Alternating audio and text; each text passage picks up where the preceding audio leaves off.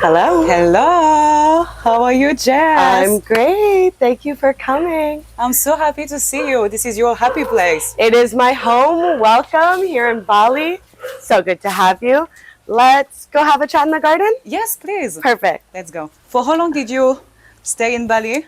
I've been in Bali for almost 8 years now. Wow. Yeah, a long time. I came here in early 2016 Okay. and never left. Wow, my God. Where are you from? Can you introduce yourself a little bit more? Yeah, for sure. So my name is Jess. I'm originally from Canada. I grew up in Montreal and then I lived in Toronto for 8 years. Did a brief stint in Australia and then moved to Bali. Cool. How is your life in Bali? What is your typical day? Tell me more about that. So my typical day in Bali is pretty routine. I own a creative agency here in Bali. So usually I'll wake up, answer emails, schedule my day, figure out what my clients need, and get a little bit of work done. Then I like to go to the gym. That's kind of my happy place as well. Oh. So do lots of training there. And then it's meetings in the afternoon and then dinner with friends. Just pretty normal. Okay, nice. How you decide to go to Bali? Why? Why Bali? Well, that's a long story, really. I came here because of my ex. He was living here at the time. I came here on holiday and we met and had an opportunity to move here. Said, why not? Let's give it a try. And 8 years later, here I am, still here. What's your plan for next? You want to stay there? You want to move? I love my life in Bali. Honestly, it's so chill and so comfortable, but I love to travel. So I spend a lot of time in Europe in the summer, traveling around Asia. But, it just kind of depends. We'll see what happens next. I think I'll always have a home here, though. Yeah, okay. What inspired you to start your own business in Bali?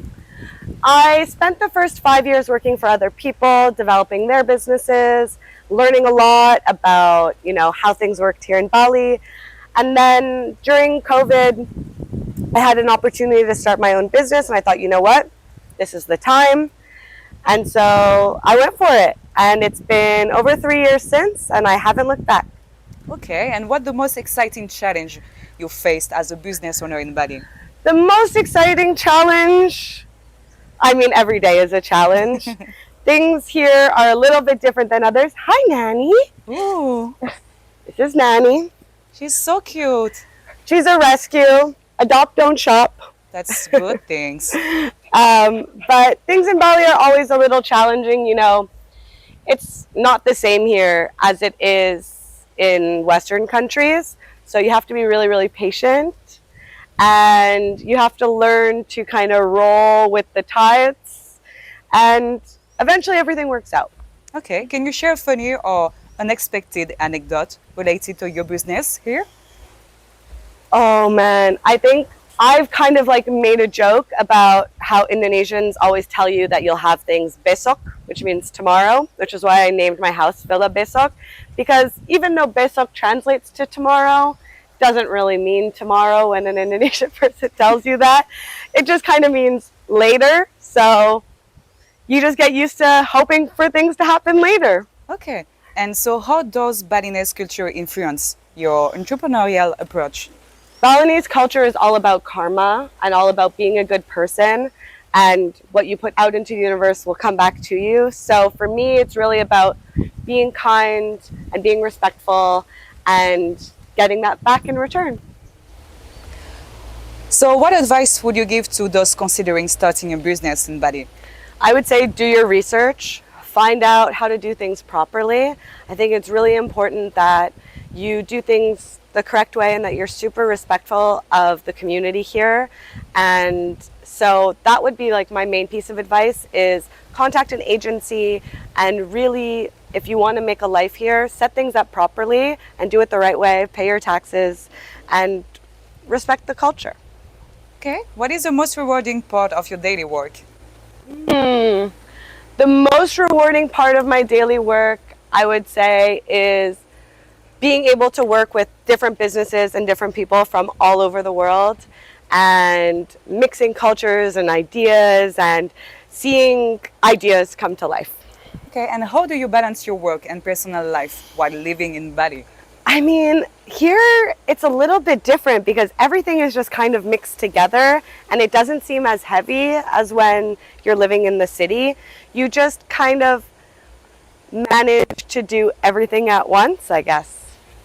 Okay, and what is the most surprising things you learned since starting your business here?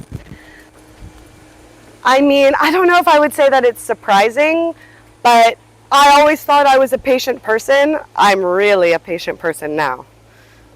If you could share a typical day of your work in Bali, what would it look like?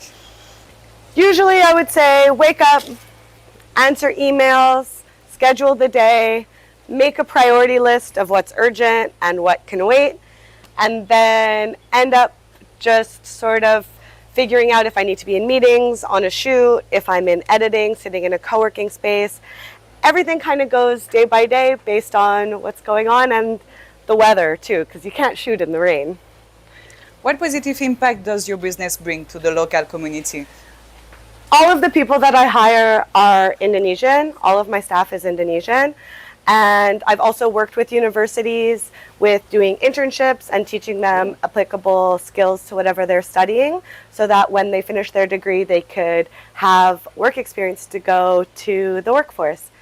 I think we should go for a walk in the rice field. What do you think? let's The dogs go. need to walk. Let's go. Let's go. What's not to love about Bali? You get to walk your dogs through beautiful rice fields. That's beautiful. I love it. That's really green here. It is, honestly. Not much of it left, but we'll appreciate it while we can. What are the benefits and challenge of working in such an inspiring environment like Bali?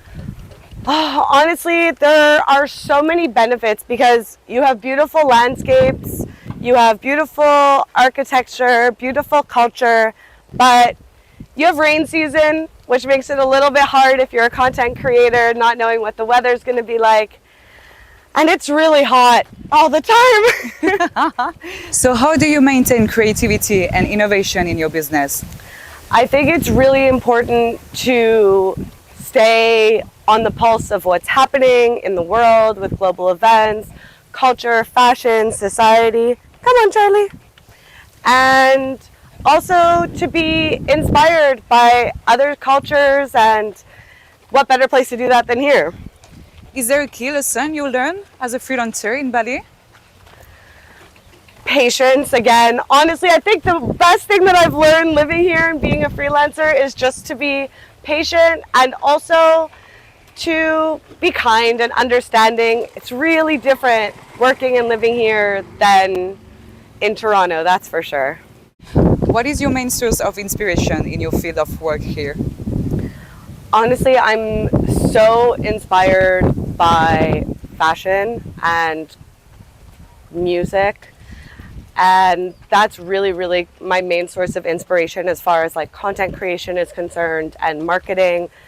I spend a little too much time on social media, I would say, figuring out what everyone's doing and how they're doing it, but there's just so much to be inspired by here. That's true. There's so many creatives living here that you could take inspiration from, that you could collaborate with, and so that's always keeps things moving and interesting. It's paradise. How do you manage collaboration with other entrepreneurs in Bali?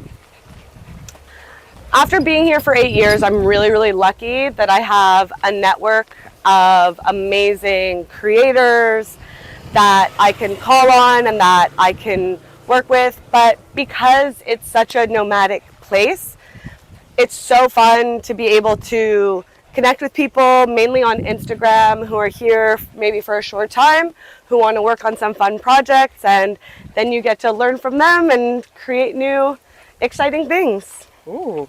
And what advice would you give to those wanting to become freelancer in Bali? I would say really know what your specialty is, know what you're good at. Don't try and do everything because you can't be the best at everything, but you could be the best at one thing. Yeah. What is the biggest achievement of your business so far? I think the fact that I'm still running it, I think that honestly, starting a business during COVID was both the best thing ever and also the biggest challenge. Once Bali opened its airport, there was such a fast influx of people and it was such a competitive market that, you know, it was very much sink or swim and you had to figure it out. Hi! Okay, let's list some quick question. Beach or jungle? Beach, Scooter or bike? scooter, Coffee or tea? coffee, Sunset or sunrise? sunset. Okay, thank you so much. It was so a pleasure to meet you. Thank you. Thank you for coming to Sese, seeing my garden, walking the dogs. It was a pleasure to meet you guys. See you soon in Bali. Thank you so much. Bye. Bye. Bye. Book me for all of your creative needs coming soon on the Coco Bali app.